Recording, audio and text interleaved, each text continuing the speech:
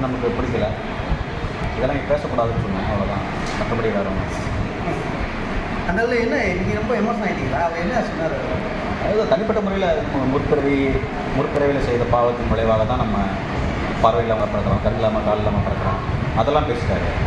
அது பர்சனலாக கொஞ்சம் ஊண்டிங்காக இருந்தது, அவ்வளோதாங்க. அது மற்றபடி அமைச்சர் என்ன சொன்னார்? பேசினாரா? அமைச்சர் நல்லா நம்ம தைரியமாக கேட்டு போட்டிருக்கீங்க, நல்லா துணிச்சலாக பேசியிருக்கீங்கன்னு சொல்லி பாராட்டுறேன்.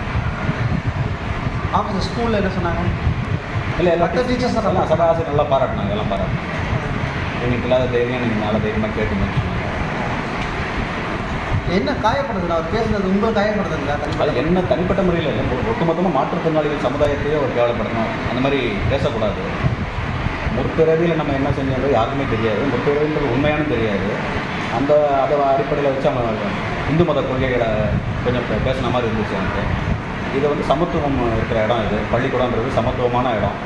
இதில் வந்து நம்ம ஒரு குறிப்பிட்ட மதம் சார்ந்து பேசுகிறத நான் அனுமதிக்க முடியாதுன்னு சொன்னேன். அவர் பதிலுக்கு என்ன, உங்கள் பேர் என்ன, நீங்கள் என்னுடைய மதத்தை தெரிஞ்சுக்கிறதுக்கு, என்னோட சாதியை தெரிஞ்சுக்கிறதுக்கு அவர் முற்பட்டார். அதை நான் கடைசி வரையும் வெளிப்படுத்தலை. நீங்கள் அந்த வீடியோவில் பார்த்தா உங்களுக்கே தெரியும். எப்போ நடந்தது இது? நடந்து ஒரு வாரம் இருக்கும்.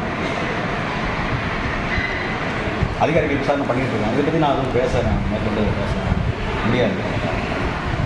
உடனுக்குடன் செய்திகளை தெரிந்து கொள்ள சன் நியூஸ் பெல் ஐகானை கிளிக் பண்ணுங்க.